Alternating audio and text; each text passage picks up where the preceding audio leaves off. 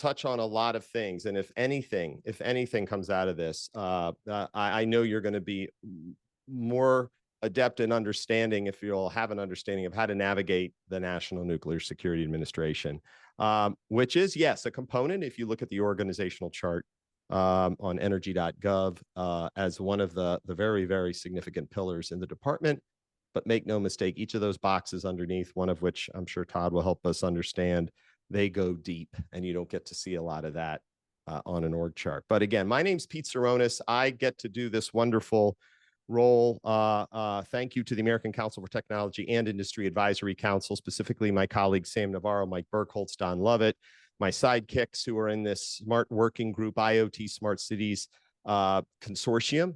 We work under the Emerging Technology Community of Interest. Thank you to Rob Werman and Tim Gilday and everybody in our COI to help promote this, and we hope you enjoy the conversation. We want to educate you, inform, and we want to enlighten you by the end of the day. We're going to talk about how government, industry, and academia must work together to move that needle. The mission is what matters. You follow money, yes, if you're selling into government, but without government, industry, and in this case, of course, academia involved, it's very hard to do that. So we hope whether you're in marketing or sales or business development, or you're a federal employee, you will understand that while we're conveying Todd's purpose, his mission, his leadership, he's an academic, he is incredibly talented, he's a thought leader and a change agent. He's also hoping to convey that, hey, we are approachable at the NNSA. So without further ado, Todd, I don't want to read your bio, but I do like to start with you talking a little bit about your personal and professional journey. It's amazing. And, you know, from your academic background, your jaunt through the federal government to what you're doing today. We'll get into the specifics of some of those roles and responsibilities, but let's enlighten the crowd on your journey. Oh man, I appreciate that. And you are really good at this, man. You are a superstar. So I appreciate you allowing me to be on with you and Agdaya and everything to allow me to be here. So background, just a kid from Pittsburgh, Pennsylvania, wanted to design cars. So I went into studying mechanical engineering at Howard University. And while I was there, I took a class called Power Plant Technology. And it talked about, the fossil fuel, the solar, geothermal. But, part two talked about nuclear. And I had a professor there, it was Dr. Kevin Greenall. He was a SES at the Department of Energy and NNSA, recently passed away. He was my mentor. And as he was teaching the class, he said, hey, man, this nuclear reactor, also the same fission properties that happen within this nuclear reactor also contribute to what operates the functionality of a nuclear weapon. And I said, no, I don't believe you. I don't believe you. I want to learn more. And he's like, well, you need a clearance. You need to do a different thing. So he actually supported me and helped me find my path into an internship that led to the Future Leaders Program that ultimately led to me getting hired on at NNSA. And that's crazy. It's 15 years ago. So once I got my clearance, I dove right in and ultimately started out looking at insensitive high explosives and helping reconstitute the manufacturing capabilities there, and matriculated through weapon technology development, dealing with every component of a nuclear weapon system, being the program manager responsible for the technology development from TRL 0 to TRL 5 and transitioning that into nuclear weapon systems. So that was a fun time. Then I got the opportunity to go to Sandia and participate in a weapon intern program, which ultimately is a 1-year deep dive, full immersion in everything nuclear weapons from policy through design. And you actually get to work on the hardware and on your own design project and such.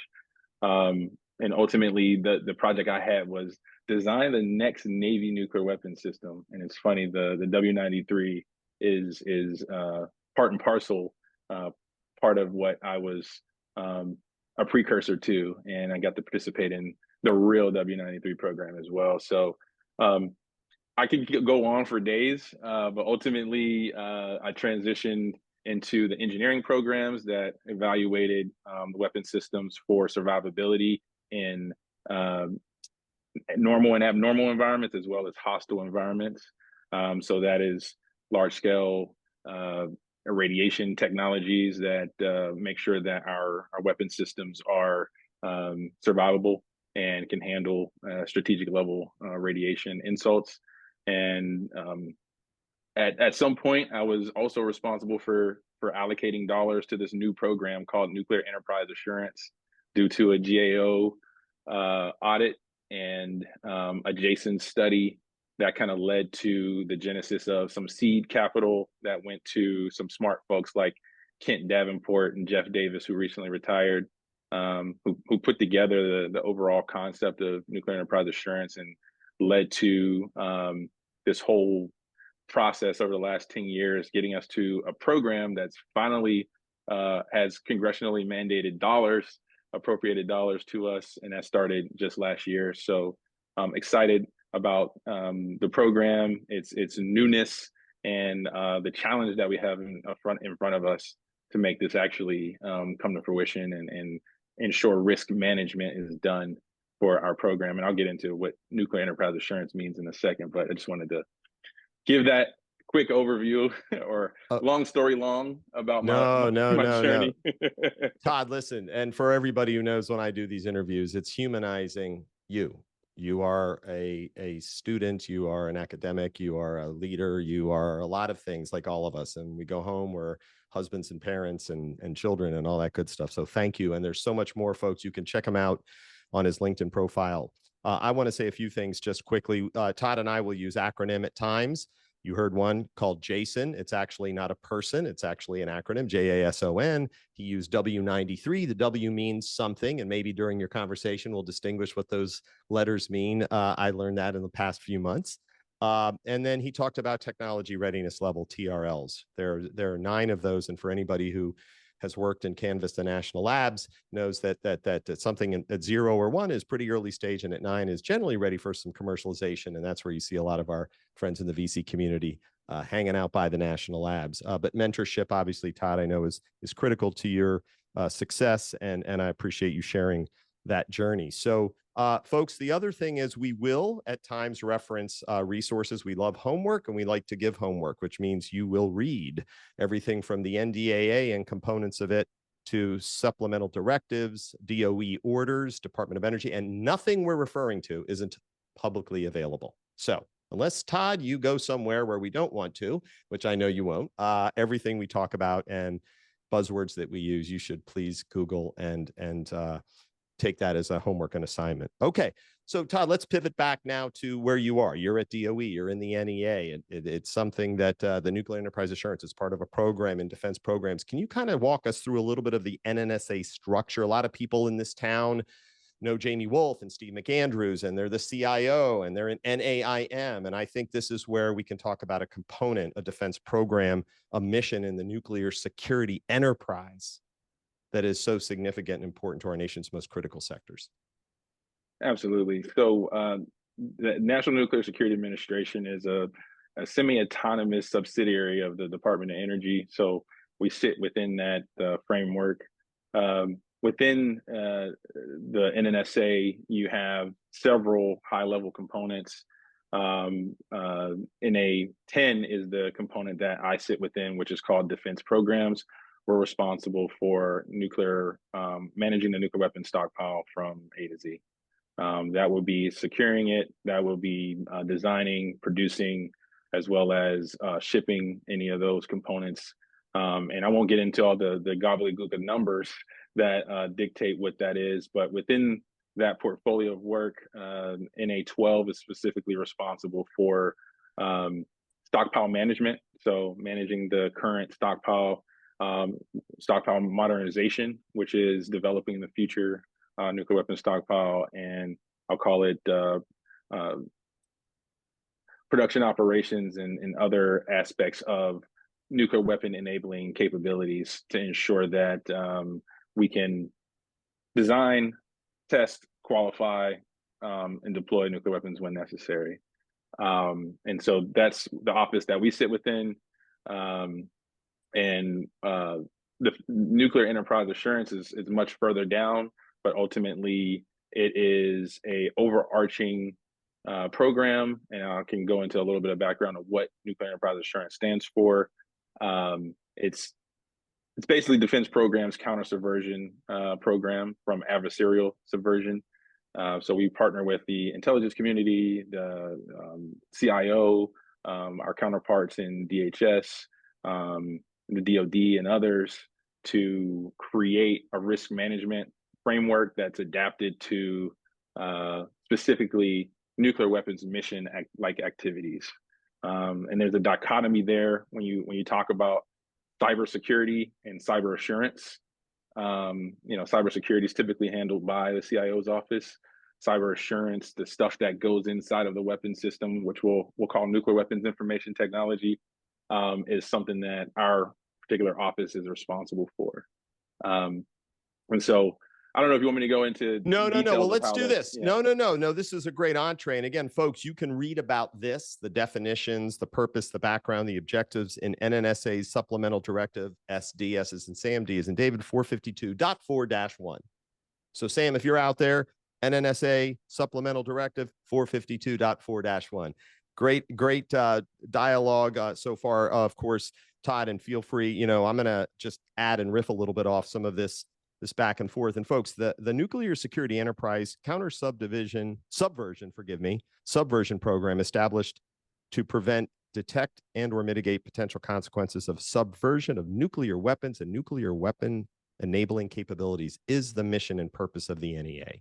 So when Todd, you say it's down there, I look at it, it's down there, but it's a foundation for all of defense programs and other agencies. Because folks, we know the DOE, specifically NNSA, works with a lot of other folks in our military defense and intel community. So again, NNSA 452.4-1, and of course that stands for supplemental directive. All right, Todd, now let's pivot to what a lot of people like to always ask me. Pete used to work at Energy, 8 labs, plants, and sites. Can you break those down and just tell, again, from an educational, what you can about what these organizations, how important they are to this world of operational technology and nuclear enterprise assurance? Yeah, well, starting with operational technology, right? And I think it's important to create a definition of what it means in the nuclear weapons space. It is, it's the cyber physical interface between a piece of equipment that has some information technology within it that actually touches the weapon system in any way, shape, or form. And as you mentioned, Pete, we want to prevent, detect, mitigate any risk associated with ensuring the mission of the nuclear weapon being designed, tested, qualified, and delivered to the DoD. And so, when it comes down to this, our primary focus is to and I want to make sure I'm answering the right question, Pete. No, you're answering. No, you're fine. No. Listen, I was just saying, and again, for the audience, the 8 labs, plants, and sites, these are places like Los Alamos National Lab, and maybe talk about each of those 8, because at all of them, as you've explained, and you were going there, so forgive me for not even maybe asking it properly. Operational technology, nuclear weapons IT, the actual processes, or as our good friend Bob Hutchinson says, down to the ball bearings, those methods, and everybody listening, if you've read Executive Order 14028, throw that one up, Sam. It talks about operational technology as the vital machinery that underpins our lives. And I think we all got a taste this week, unfortunately, in Baltimore, of where critical infrastructure impacts life. But Todd, if you can just break down a few of those 8 labs, plants, and sites, where they are, what they kind of do, what you can share, but that OT is permeating throughout all of those, correct? Absolutely. So we have 2 physics labs, Los Alamos National Lab in Los Alamos, New Mexico, as well as Lawrence Livermore National Lab in California. Those 2 particular labs handle the development of the nuclear explosive package. So everything that goes within the boom, we'll just call it that, and facilitates that design and coordinates with the folks in Tennessee at Y-12 to produce some of the uranium components, as well as the folks in Texas, in Amarillo, Texas, at Pantex, that put together the entire weapon system. And there are ancillary components, I'll call them non-nuclear components, that are associated with the weapon system that are designed at Sandia National Lab in Albuquerque, New Mexico, and mostly manufactured at Kansas City National Security Campus, obviously in Missouri. And so there's a whole nuclear security enterprise that has to interface, share information, do that weapon development, and leverage this operational technologies in order to get the job done. So they're a highly integrated group. And I want to shout out Jorge Hernandez, who helps us manage the NEA integration working group that pulls people from each one of those sites, labs, plants, and sites together to engage and ensure that NEA is being done across the board in a consistent, standardized manner. So appreciate your work, Jorge. And he's Yeah, definitely cool with the sunglasses yeah, there. yeah. If you ever, yeah, anybody who gets to meet Jorge Hernandez, one of the coolest cats around, and I guess he'll be in DC next week, is what I'm hearing, and that entourage with that Jakes and the wonderful folks from those necks of the woods, or that neck of the woods. Can I jump in for a quick minute, Todd, because you're bringing up some really, I think, compelling points, which is the NEA mission baked within the NNSA is very, I like the word pervasive. It touches other agencies and departments. And while you mentioned the 8 labs, plants, and sites, and folks, again, these are, you hear Los Alamos, Sandia, Lawrence Livermore, Kansas City, Pantex, Y12, Nevada National Security Site, Savannah River Site. Okay, these aren't, people like to say they're national labs for NNSA, but they're leveraged by several, right, Todd? Absolutely, absolutely. Yes. And that's that R&D side for those who are in the IT community. We haven't hit on that. We've been hitting on OT a bit, but we know our good friend Bob Hutchinson on the phone here, nuclear weapons IT, the world of Jamie Wolf and Steve McAndrews and their great leadership, and Russ Marsh and Mike Golding, and shout out to them, and Kim Aragon. There's a convergence happening. We saw it with Colonial when OT and IT intersected when a pipeline went down at critical infrastructure. There is stuff going on in places in our critical sector, defense industrial base, where OT and IT are coming together. And that's an essence, I feel I'm hearing, Todd, that really is the purpose and the mission. Let's not forget the nuclear security enterprise at NNSA. Core mission: maintaining the nuclear stockpile, monitoring and promoting non-proliferation, powering the nuclear navy, and responding to nuclear radiological emergencies. Pretty powerful mission that needs technology. So maybe we talk a little bit about that convergence, Todd, with the NWIT, as they call it, and the OT convergence. How important are those conversations to the IT side of the house as we move towards a zero trust world and we depend on everything being connected and trusted? Absolutely, absolutely. So, you know, as the world, you can see the exponential increase in technology advancement, especially in the information technology space. And even though NNSA is a little bit slower to adopt some of these new For good advancements, reason. For good for good reason. reason, Yeah. absolutely. I mean, we have to be risk averse, but we want to enable it. We want to allow for the adoption of new technologies, and so NEA creates a framework for assessing the risk of accepting new technologies into our framework, such as it sounds crazy, but wireless technology in a classified environment. So, how do you ensure that that's allowed to actually come into fruition? And what risks are associated with that? Can the mission be impacted due to allowing these new technologies and advancements on our shop floor? Does it risk the safety of the individuals that are working on the weapon systems? And who manages that risk, right? So we have to delineate that to the lowest level so that the right decision can be made at the right time to ensure one, safety, two, reduce the impact to the mission. Well, Todd, that again is just this ever evolving understanding. And trust me, preparing for this interview, I was finding myself digging deeper and deeper and deeper into just, it was amazing. It was to understand what happens at these 8 labs, plants, and sites. And being a technologist, I was fortunate to work at the DOE for 8 years of my 25, and I got to visit the national labs. And just to go and see where all this R&D and TRL stuff is happening. I used to bring back though the IT side, and there was a I don't know, Jorge, if you're out there, and I know you are, if you can maybe reference that report. There was a GAO report which discusses at a high level just the definitions of what's nuclear weapons IT, what's traditional IT, what's operational technology. It's a great reference. It was a couple of years ago, and NNSA has been doing great things clearly since. But those are really great resources if we could share that. And for those who sell into the government, I want to get into a little bit of a sneak preview here, Todd. We're going to talk about collaboration. Okay, and we'll get to the NDAA and save that juiciness for maybe our last segment. I see we were just joined by the wonderful Ed Jakes too. So Ed, Todd is doing phenomenal. But there's a lot of money.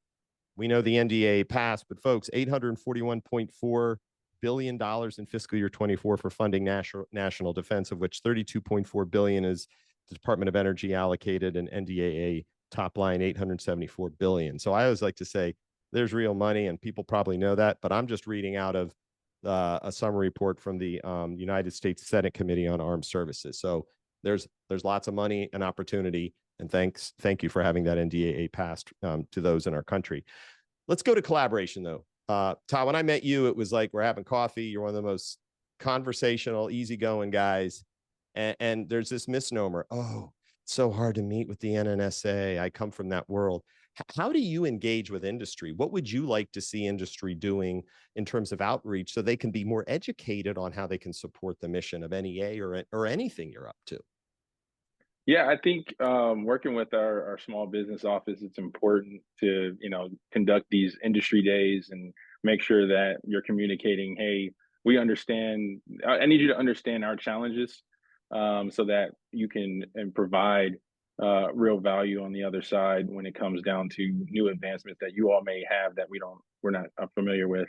I think it'd be worthwhile for industry to partner with our national labs, plants, and sites. There's a ton of academic collaborations that are going on through our strategic partnerships programs and academic programs at the national labs. That's the best way to get ingrained and interface with us more. You can attend our conferences.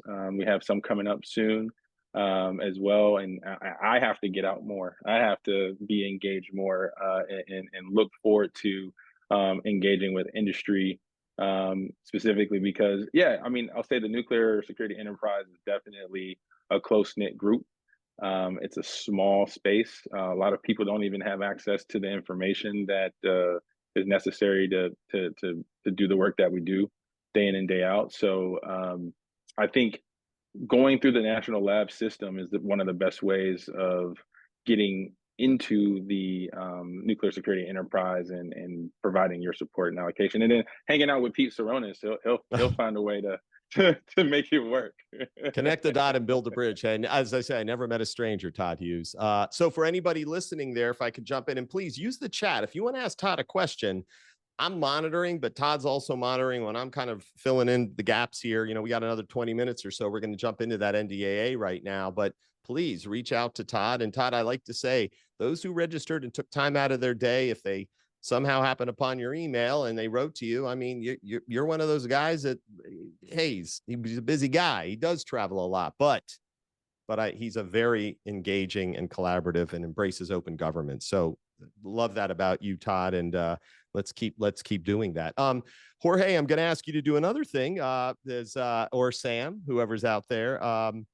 Recently, the NDAA passed, folks. The National Defense Authorization Act. And there's a question coming in, so check that one out from Peter Choi. Section 3113. Cybersecurity Risk Inventory Assessment and Mitigation Working Group. If you're in IT, if you're in OT, this is an opportunity for us to see how the NNSA across its entire organizational framework is coming together to support what's really important. And if you're a cyber person, if you're a risk management person, it's right there. Check it out. It was established. So without stealing thunder, Todd, can we talk a little bit about this NDAA opportunity, the project, and what you see its value being down the road? Because it's not a one-year thing. Yeah, so the NDAA 2024 NDAA came out with Section 3222, which focuses on cyber inventory risk assessment and analysis, and ultimately, this Congress mandated that we inventory and understand what IT and nuclear weapon IT and OT information and technologies that we have available across the labs, plants, and sites that we use. Do an impact analysis and understand an environmental scan and understand what the current risks are associated with those, and to create a strategy for the next 10 years such that NNSA is prepared to assure the nuclear weapons stockpile from any adversarial subversion and risk.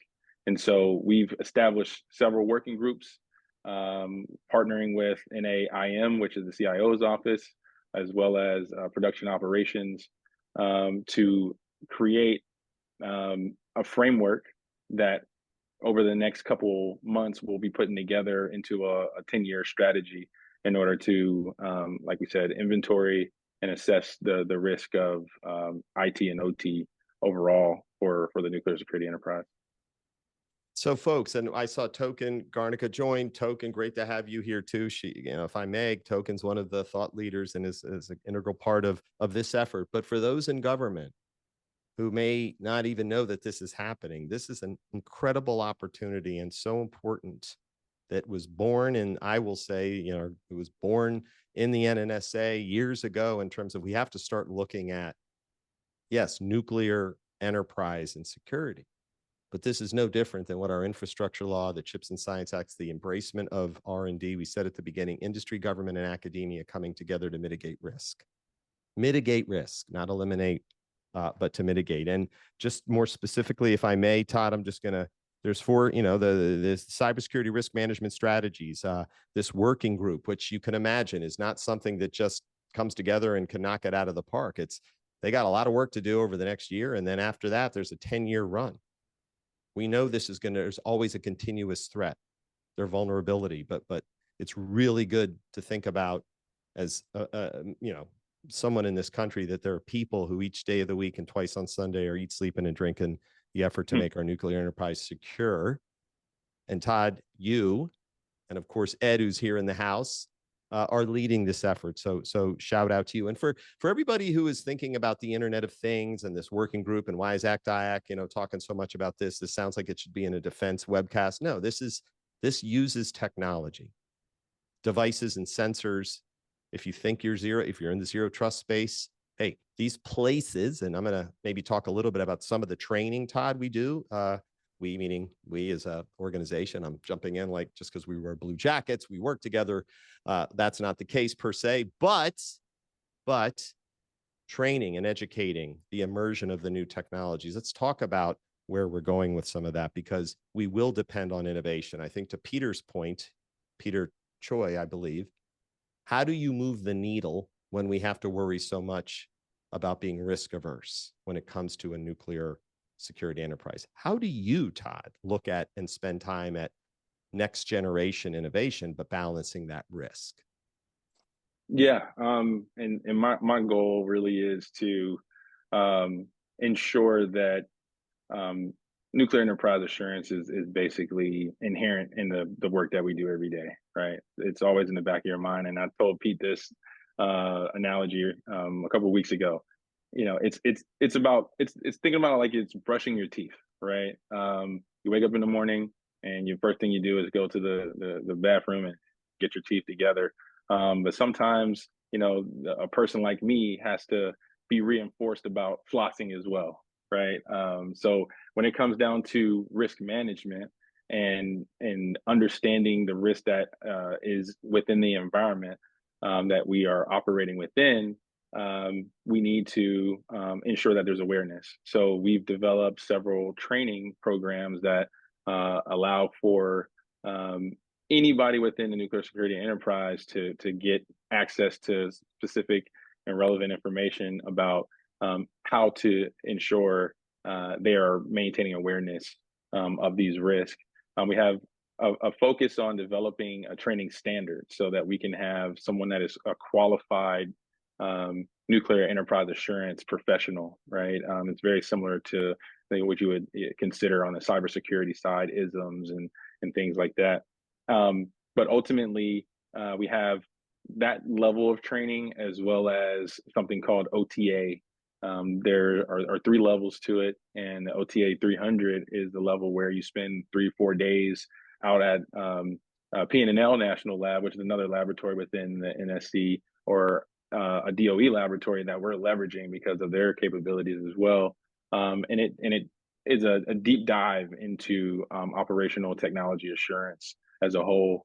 I get to take that class in the next couple of months, so it would be great to see some of the folks within the enterprise there, so that we can continuously engage. And I think it's very important that we start with the people, right? Making sure that the people have the knowledge, the network, the tools they need in order to facilitate nuclear enterprise assurance.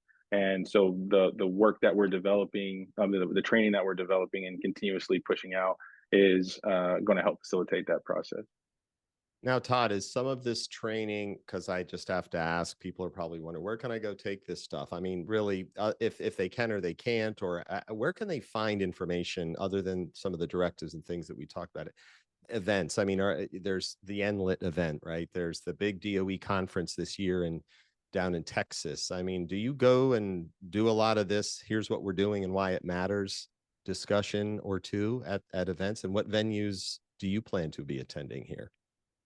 Yeah, I plan to attend the DOE conference. If you're within the enterprise, we're having a assurance workshop, and so it depends which sessions will be open to others, or some there'll be some closed sessions as well. I intend to go to Black Hat, right? I intend to attend some industry conferences as well, to make sure that I have the access to the latest and greatest when it comes to cyber assurance as well. So yeah, I'll be out and about, and you can feel free to shoot me the information of conferences that are up and coming. I'd be happy to participate, be a part of it. I think it's time for us to get out and not be so secluded in NNSA, and expand our network to ensure we're doing the right thing for the enterprise. So let me ask you a question about that. We hitting on this workforce, your engineering background, deputy director. How is your organization growing? Is it growing? Are you looking for skill sets? Are you, this is back to, it's a huge mission. It's a lot of collaboration. Can you talk a little bit about the organization and its growth over the years, dating back to, you mentioned 2018? Yeah, I mean, even before that, like I said, there was some seed capital put out there for two people to run with this, and then a guy named Ed Jakes took the reins and did everything necessary to go from just those, a small set of, I'll say the three folks, to bringing on Bob Hutchinson, to Kim Aragon, and expanding from that small group to we're about 13 folks strong right now, three federal employees, myself, Ed, and a new one coming on in the next couple of weeks, which will lead to our operations where there's three prongs to the organization. There's governance, there's technical work, and there's integration work. And on the governance side, that's where we think about the policies, we develop the policies, we facilitate and develop the training to ensure that people have that awareness, as I spoke about, and we kind of develop performance metrics and measures to ensure that what we're doing in the field is actually effective and working. And if not, then we come up with things that we can do to change. On the technical side, we focus on establishing base capabilities. These are all different types of technologies that you can use to evaluate, to prevent, to detect, to understand specific risk, from the IT to the even biological type of threats to nuclear weapons, materials and components. We evaluate supply chain risk management as well. And on the other side, we have the integration, which talked about Jorge Hernandez running, and he's been doing a great job of ensuring that there's interconnectedness across the sites and standards being set. And communication, right? You have to continuously communicate hey, NEA is important. This is why. This is your role. This is your job in facilitating this risk management framework, and and allowing for it to be, like I said, become inherent, just like brushing your teeth across the enterprise. So Todd, we saw Ed chime in there, and that was not planned, Ed. I was going there, like the culture that you helped initiate, and it's building and growing, and it's testament to Ed Jakes. Folks, check that guy out on LinkedIn. And also, Lupe, thanks for sharing that. A lot of this is buzzword bingo. It's not intentional, but there's a lot going on. And Todd, let me you went where I was hoping to, is breaking down those three pillars within the NEA. We've talked a lot about the organization, and you're bringing in new people, and it's exciting, and you're collaborating with NAIM and the IT world. Can you just, before we get into the final segment here, talk a little bit about that tireless effort, though? I mean, we're not talking about, hey, I can go across the street and hang out with the Sandians, or I can head out and deliver Morians, if that's a word. But the 8 labs, plants, and sites going there, is there resistance? Does this sometimes come across as a compliance thing all of a sudden, or has it been receptive? And how important is that, trusted fostering of a relationship? Because these people are there doing jobs that they've got to do. And what's that been like, working with the folks out in the fields?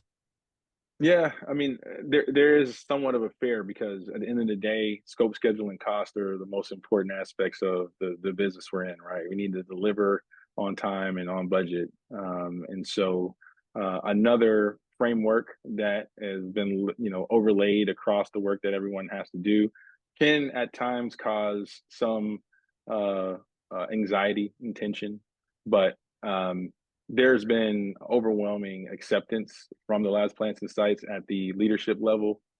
Maybe because we were able to get the SD 452-4-1 into their particular contracts, which is a necessity. But leadership at most of the labs, plants, and sites have actively adopted and participated in conversations to ensure, hey, we're not going overboard, and we're putting relevant and important risk mitigation steps in place. And really, it's about the programs being informed as to what risks are there, right?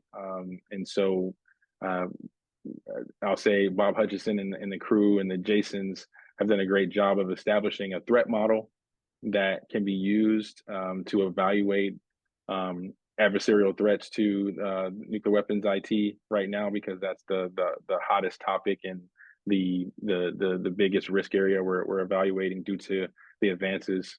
And so that has been promulgated to the modernization programs, as well as the sustainment programs within the enterprise. And when I say modernization, there are several projects ongoing that we're developing new systems to be deployed or delivered to the Navy and the Air Force in the next few years, as well as, hey, we have nuclear weapons that are out there in the field, but they also have inherent risk. And so those federal program managers have done a great job of um,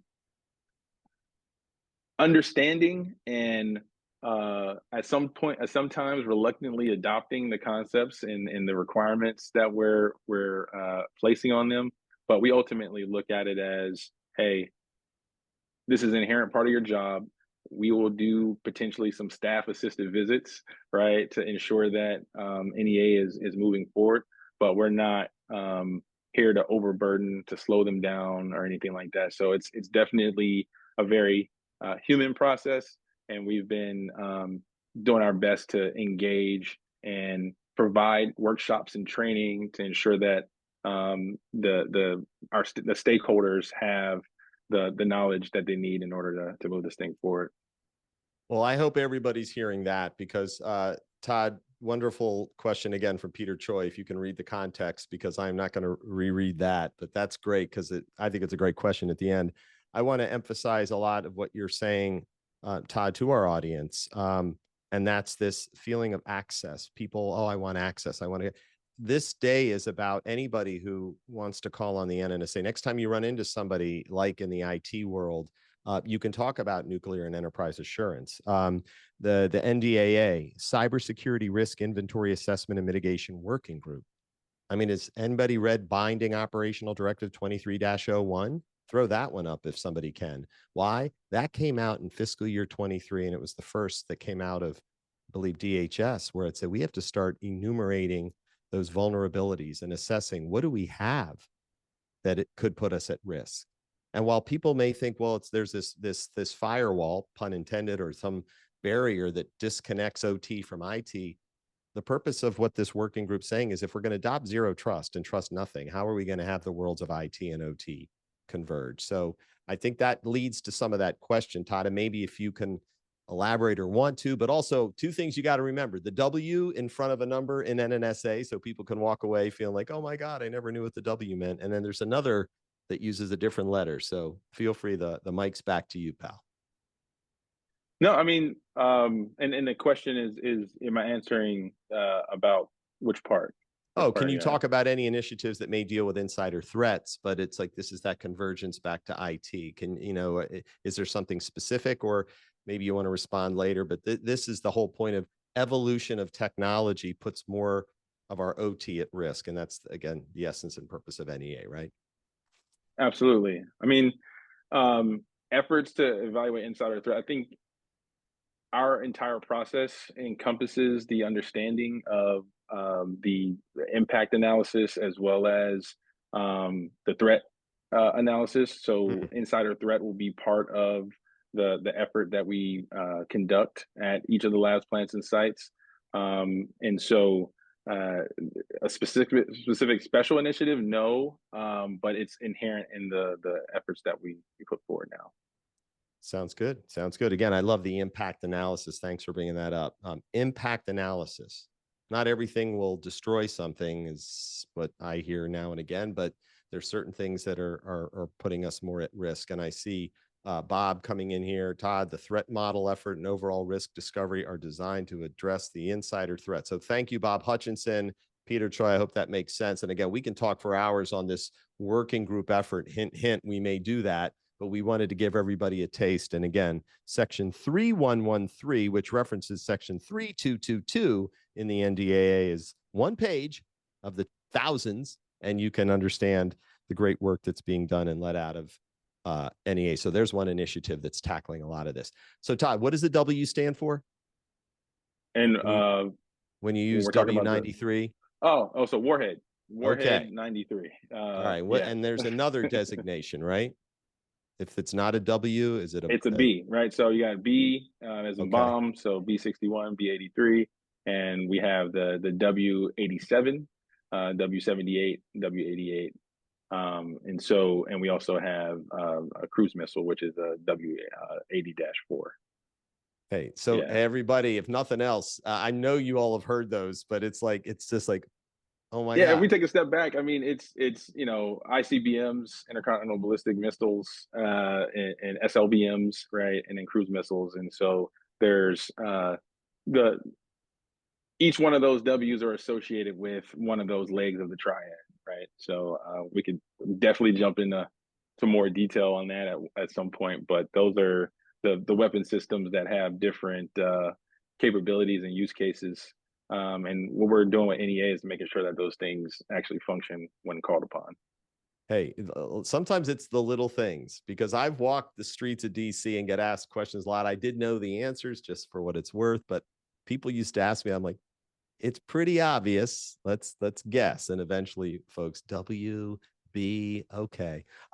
Hey, Todd, I know we're going to close up soon. I just want to say shout out to you. Look, folks, Ed Jakes is going to be in town next week with his entourage and his amazing community of stakeholder friends, colleagues, and folks that help make the mission work.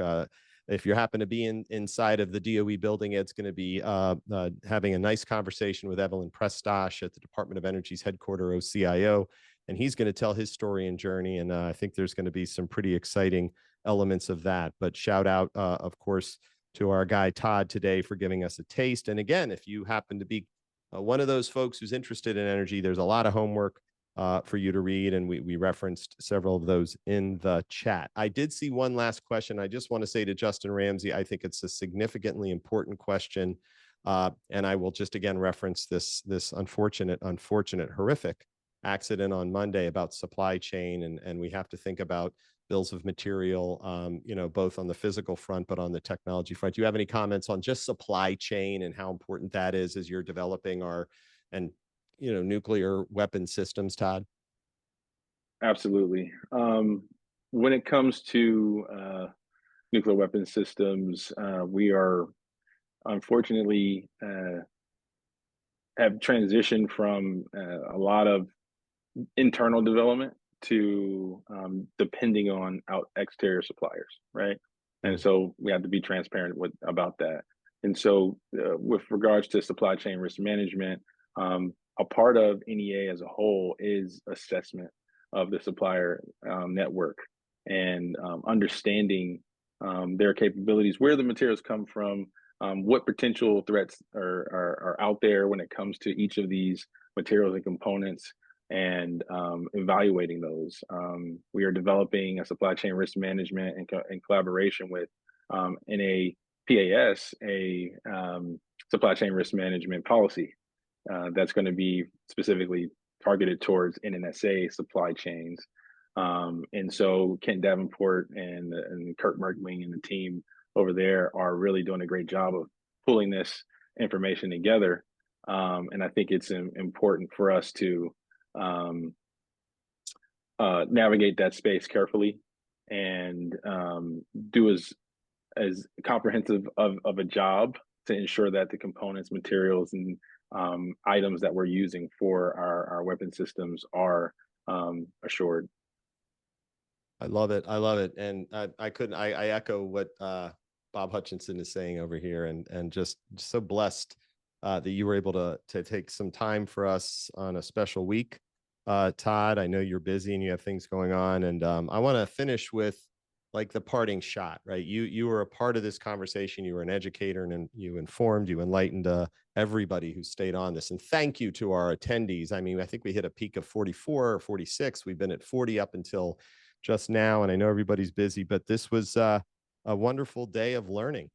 And I hope that folks know that we need to continue these types of conversations. We will at ACT-IAC. So shout out to that community yet again, who do a wonderful job of convening and having conversations that matter. And I was, again, I'm very honored to be a part of it. So Todd, what's a parting shot? What do you want to leave with the audience based on what you heard, some of the questions being asked? What would you say to those who attended today in terms of just whether it's appreciation or gratitude, or what you think they should do to learn more?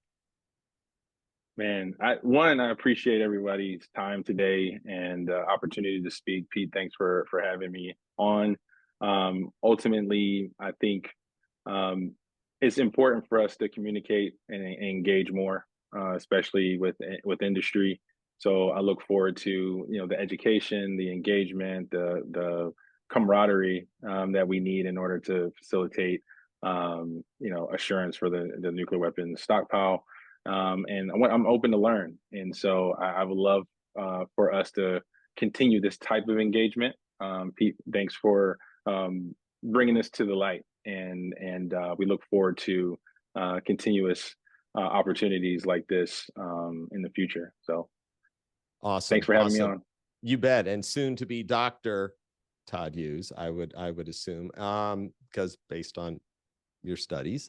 Thank you again, Todd. It was a wonderful day. And last time, a shout out to both, our friends at ACT-IAC, Dave Wenegrin, and all the folks, Aaron Fitzgibbons, who helped pull this together, Nancy Delanoche.